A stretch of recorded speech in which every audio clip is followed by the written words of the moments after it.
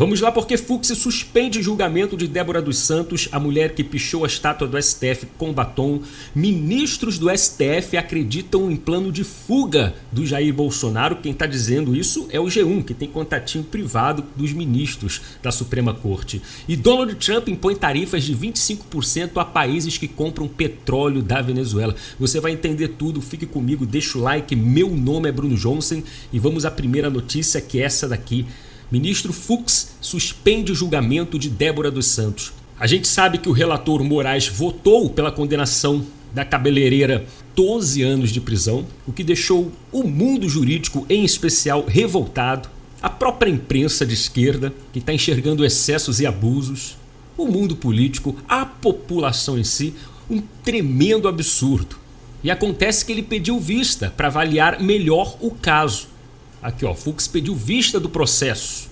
Quando se pede vista é para poder avaliar melhor o processo, o caso, e seria para o dia 28. Dessa forma, uma nova data será definida, ou seja, ainda não tem data. E a mulher fica presa. E é uma prisão preventiva. Isso está deixando a defesa revoltada, que já entrou com um recurso, com pedido de liberdade. Vou mostrar aqui para você. Mas só para você entender o que falta. Ó, por hora, votaram o relator do caso, Moraes e Flávio Dino, que entenderam que a paulista de Paulínia tem que ficar 14 anos atrás das grades. Débora está sendo julgada pela primeira turma do STF. Aí, na vez de Fux, ele pediu vista. E ainda falta o presidente da primeira turma, o Zanin, e Carmen Lúcia.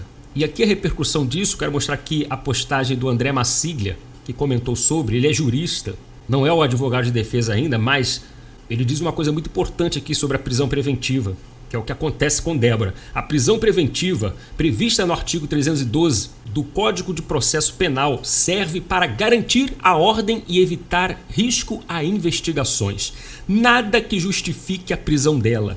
Prolongar por 2 anos a prisão e agora ter de aguardar o retorno de Fux é uma clara ilegalidade. Uma óbvia ofensiva ao princípio constitucional da duração razoável do processo. E ele ainda escreve mais em outra postagem, isso aqui é interessante. A nova moda é dizer que a moça do batom tentou dar golpe, mas a pena foi excessiva. Só a pena para golpe gira em torno de 10 anos.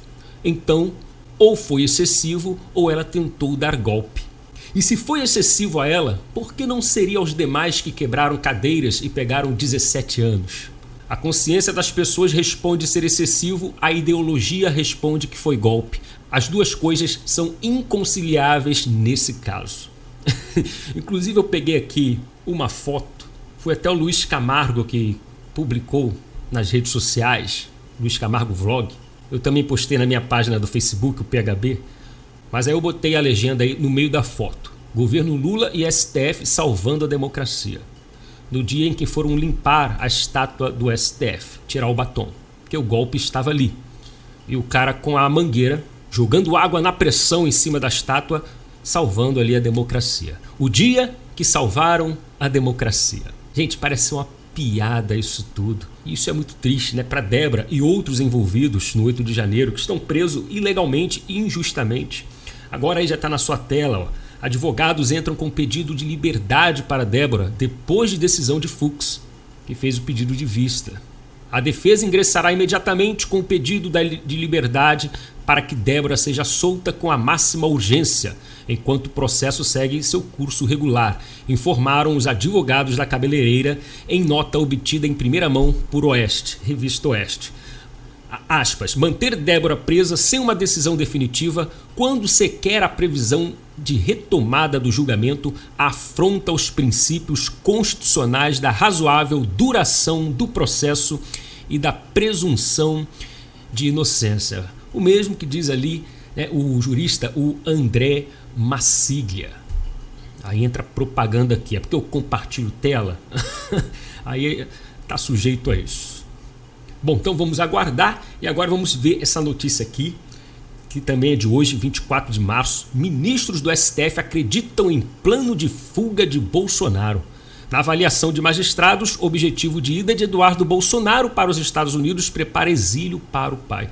Aí como é que pode aparecer uma notícia dessa? Pois é, o G1 A Globo, a Andréia Sadi, você deve conhecer, do portal G1, que fica lá na Globo News também, militando lá na Globo Lula, tem contato, tem fonte, contato com os próprios ministros, provavelmente no WhatsApp, algum aplicativo, e como sempre, não dá nome aos bois. Ou seja, você já tem ali, já vou voltar aqui, você já tem ali ministros fazendo um pré-julgamento, já falando que pode ser, se tiver prisão preventiva, não sei o que, o risco de fuga. Esses caras são palpiteiros políticos, vão julgar, mas estão abrindo a boca. Não estou falando só nesse caso não, mas eles estão sempre falando, né, pré-julgando, e depois vão para o juízo, depois vão julgar. Isso, gente, é um absurdo. E vamos entender aqui, ó. Ministros do STF avaliam que a ida do Eduardo Bolsonaro para os Estados Unidos pode ter um significado além da alegada narrativa de perseguição política. A possível preparação para uma eventual fuga do ex-presidente Bolsonaro. A apuração é do blog de Andréia Sadi, do portal G1. Esses ministros não descartam essa hipótese diante da possível condenação pela suposta tentativa de golpe de Estado. Aspas. É um cálculo político. Possuem palco fora nos Estados Unidos e podem preparar a fuga do pai, que vamos chamar de exílio, avalia um ministro da corte ouvido pelo G1. Ora, já vou continuar. É que eu fico, sabe, aqui com vontade de falar. Eu não sei. Olha, se porventura Bolsonaro vier sair do Brasil para os Estados Unidos, é exílio sim. Se ele se encontrar em alguma embaixada, qualquer momento, é exílio, porque ele está sendo perseguido. Isso não é narrativa, isso não é historinha, isso não é para abafar nada. Ele está sendo perseguido, assim como muitos estão, porque estão sendo de fato perseguidos aqui no Brasil pela ditadura de toga. E vamos lá, os integrantes do STF avaliam que o protesto em Copacabana por anistia foi um fracasso. Dizem ainda que o evento foi um divisor de águas na estratégia da família Bolsonaro. Fracasso. Então o que o Lula está fazendo aí é o quê? Quando ele vai até em reduto de PT, ninguém vai, e quem tá, mete o pé. Tá bom, quero ver. Tem 6 de abril ainda, hein, na Avenida Paulista. Vamos lá. A investigação da PF aponta que Bolsonaro iria aguardar a suposta tentativa de golpe morando nos Estados Unidos, no final de 2022, antes de viajar para lá. Tá, gente, aqui tem as narrativas. Como é que se diz? O Moraes lá pedindo para seu auxiliar usar a criatividade. É a Polícia Federal Criativa do Moraes. Antes de viajar para lá, o ex-presidente teria feito uma transferência de R$800 mil para o país. Se condenado, ministros e investigadores não descartam que ele possa investir nessa saída. Ou seja, já tem o que eles acham. Eu acho que o dinheiro foi enviado para isso. Eu acho que ele vai fazer isso. Não, e pasmem, é triste, eles julgam no achismo. Vamos lá. Aliados próximos à oposição afirmam ao blog, no entanto, que a decisão de Eduardo Bolsonaro foi tomada por impulso e que até o pai foi pego de surpresa. Sim, eu li matérias aqui de semana passada, houve até pedido para Eduardo não ir, mas ele foi. Segundo fontes, a mudança de rota foi improvisada pelo deputado depois de ele passar uma semana nos Estados Unidos. Ele não tinha nem roupa para esse período de mudança, relatou um aliado do núcleo ao G1. Em conversa com o blog, aliados da oposição admitem que a ida do deputado também tem o objetivo de tentar pressionar por medidas contra Alexandre de Moraes, que enfrenta questões jurídicas nos Estados Unidos. Bolsonaro não tem saída jurídica, avalia um dos mais próximos interlocutores políticos de Bolsonaro. Só tem saída se Trump se comover e decidir embarcar em alguma defesa política dele. Em entrevista ao Oeste, na última quarta-feira, 19, Bolsonaro negou que vai deixar o país. A imprensa especulando agora que vou fugir para a embaixada dos Estados Unidos. Não vou fugir, não vou sair do Brasil, disse o ex-presidente. Pois é, mas são os ministros da Suprema Corte que estão aí usando essa história do Eduardo Bolsonaro como se ele estivesse lá abrindo terreno, preparando terreno para puxar Jair Bolsonaro através, né, dos Estados Unidos, Donald Trump, Congresso, eu não sei, e joga aí no ar, segundo o G1. E pior que é essa gente que vai julgar, a turma do achismo. Bolsonaro disse que não vai, e repito, mesmo que ele vá, né, procure, eu não tenho nada contra, é um perseguido político. O sistema está querendo engolir, sumir com o Bolsonaro, né? É uma questão até de vida, porque tem gente aí, olha aí, que deve ter de Adélio Bispo, porque o Bolsonaro é o cara que está ganhando nas pesquisas eleitorais, é o cara que derruba o Lula fácil em 2026 na eleição. Então, todo cuidado é pouco. Mas a gente fica aguardando. A gente não sabe dos planos de Bolsonaro, do Eduardo Bolsonaro, da defesa. O resto aqui, gente, é fofoca de ministro do STF com militante da Rede Globo. Só isso. Mas vamos lá. Agora sim, Donald Trump impõe tarifa de 25% a países que compram petróleo e gás da Venezuela. Isso aqui é meio parecido com o que ele fez com o Canadá. Você vai ler aqui comigo, é rapidinho, e a gente encerra o vídeo já.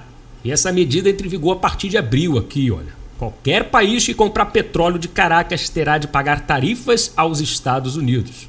A decisão pode afetar a China, Europa, Brasil e dezenas de outros governos e faz parte de um esforço para impedir que a Venezuela consiga recursos para manter sua economia. E a gente sabe que um país ditatorial, quanto mais dinheiro tem, mais explora, mais esmaga seu povo, mais fortalece essa ditadura, mais tempo fica no poder, seja fraudando eleições ou não.